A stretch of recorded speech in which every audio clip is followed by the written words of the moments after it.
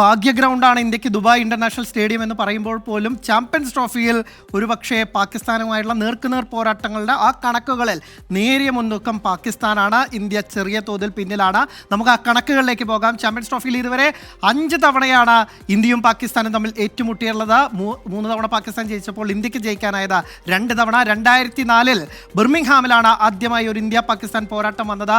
അന്ന് പാകിസ്ഥാൻ 3 വിക്കറ്റിന് ജയിക്കുകയായിരുന്നു. രണ്ടാമത്തെ പോരാട്ടം ഉണ്ടായത് 2009 അന്ന് പാകിസ്ഥാൻ 54 റൺസിന്റെ ജയത്തോടുകൂടി ഈ ഒരു ടാലി 2-0 എന്ന തരത്തിലേക്ക് എത്തിച്ചു. മൂന്നാം മത്സരം നടക്കുന്നത് 2013 പക്ഷേ ഇന്ത്യയുടെ തിരിച്ചുവരവ് കണ്ടു. ഇന്ത്യ 8 വിക്കറ്റിന്റെ തകർപ്പൻ ജയം സ്വന്തമാക്കി. അങ്ങനെ ചാമ്പ്യൻസ് ട്രോഫിയിൽ ആദ്യമായി ഒരു ജയം പാകിസ്ഥാനെതിരെ സ്വന്തമാക്കുന്നു. 2017 ഇന്ത്യ ആ ജയം ആവർത്തിക്കുന്നു. ഗ്രൂപ്പ് ഘട്ടത്തിൽ ഇന്ത്യയുടെ ജയമായിരുന്നു. 124 റൺസിന്റെ തകർപ്പൻ ജയമാണ് ഇന്ത്യ എന്ന ഗ്രൂപ്പ് ഘട്ടത്തിൽ സ്വന്തമാക്കിയത്. പക്ഷേ ഫൈനലിൽ ഇന്ത്യക്ക് കാലിടറുന്ന കാഴ്ചയാണ് കണ്ടത്. 2017 ഫൈനലിൽ പാകിസ്ഥാൻ 180 റൺസിനാണ് അന്ന് ജയിച്ചത്. അവസാന ടൂർണമെന്റാണ്. നിലവിലെ ചാമ്പ്യന്മാരായ പാകിസ്ഥാന്റെ പേരിൽ ആ റെക്കോർഡ് കിടക്കുന്നതുമൊക്കെ തന്നെ അതുകൊണ്ടാണ്. അന്ന് ഗീസ് സൂചിപ്പിച്ച പോലെ തന്നെ ഫക്ർ സമാൻ എന്ന് പറയുന്ന ആ താരത്തിന്റെ സെഞ്ചുറി മികവിലാണ് അന്ന് പാകിസ്ഥാന് ജയിക്കാനായത്. ഒപ്പം തന്നെ മുഹമ്മദ് ആമിറിന്റെ ആ സ്പെല്ലും ഒക്കെ തന്നെ നിർണായകമായി. ഇന്ത്യയുടെ ടോപ്പ് ഓർഡേഴ്സ് അന്ന് കൊളാപ്സ് ആയത് വലിയ രീതിയിൽ ഇന്ത്യക്ക് തിരിച്ചടിയായി. ഒപ്പം തന്നെ 180 റൺസിന്റെ കനത്ത പരാജയം നേരിടേണ്ടി വന്നു. തുടർച്ചയായി 2 ടൂർണമെന്റുകളിൽ കിരീടം നേടാനുള്ള അവസരം അങ്ങനെ കോഹ്ലിക്കും സംഘത്തിനും അന്ന് നഷ്ടമാവുന്നതും കണ്ടു.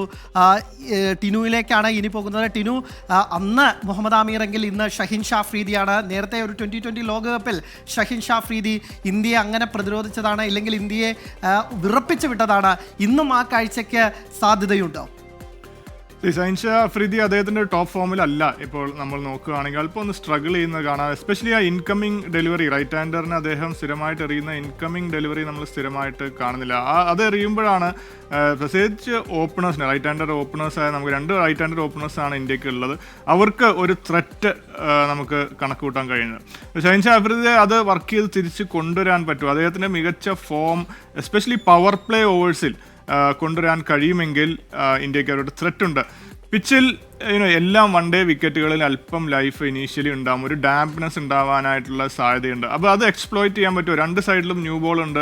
ആ ന്യൂ ബോൾ വെച്ചിട്ട് പാകിസ്ഥാൻ പേസേഴ്സിന് എക്സ്പ്ലോയിറ്റ് ചെയ്യാൻ പറ്റുമോ? ഇനീഷ്യലി പവർ പ്ലേന് മിനിമം ഒരു 2 വിക്കറ്റ് പാകിസ്ഥാൻ പേസേഴ്സിന് എടുക്കാൻ കഴിയുകയാണെങ്കിൽ ഇന്ത്യ ഒരു ബാക്ക് ഫോട്ടിൽ പോകാനായിട്ടുള്ള ചാൻസ് കാണുന്നുണ്ട്. അതല്ല, നല്ലൊരു സ്റ്റാർട്ടാണ് ഇന്ത്യക്ക് ലഭിക്കുന്നത്. അത് ഒരു ഭയങ്കര എക്സ്ട്രോർഡിനറി സ്റ്റാർട്ടൊന്നും ആവശ്യമൊന്നുമില്ല. വിക്കറ്റ് നഷ്ടപ്പെടാതെ ഒരു 50 റൺസിനകത്ത് ആ പവർ പ്ലേ ഓവേഴ്സിൽ എടുത്താൽ തന്നെ ഇന്ത്യക്ക് ഒരു നല്ല സ്റ്റാർട്ടായിട്ട് ഞാൻ കരുതും.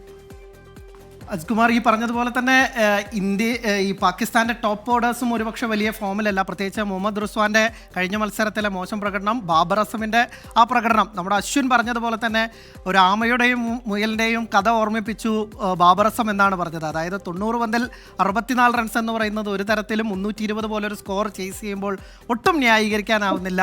പല ട്രോളുകളും കണ്ടിരുന്നു. അതായത് സെഞ്ചുറി ആണോ വേണ്ടത്, ഒരുപക്ഷെ ജയമാണോ വേണ്ടത് എങ്കിൽ ബാബർ ഒരുപക്ഷെ സെഞ്ചുറിക്ക് വേണ്ടി കളിക്കും എന്ന തരത്തിലൊക്കെ തന്നെ ട്രോളുകളും വന്നിരുന്നു. അദ്ദേഹത്തെ ഒരിക്കലും ഡിസ്ക്രൈസ് ചെയ്യല്ല. എന്നിരുന്നാൽ പോലും ബാബറിന്റെ ആ ഒരു മെല്ലെപ്പോക്ക് അത് ഈ മത്സരത്തിൽ പാകിസ്ഥാൻ ഒരുപക്ഷെ വലിയ തിരിച്ചടിയാവും, കഴിഞ്ഞ മത്സരത്തിലെ പോലെ കളിക്കുകയാണെങ്കിൽ.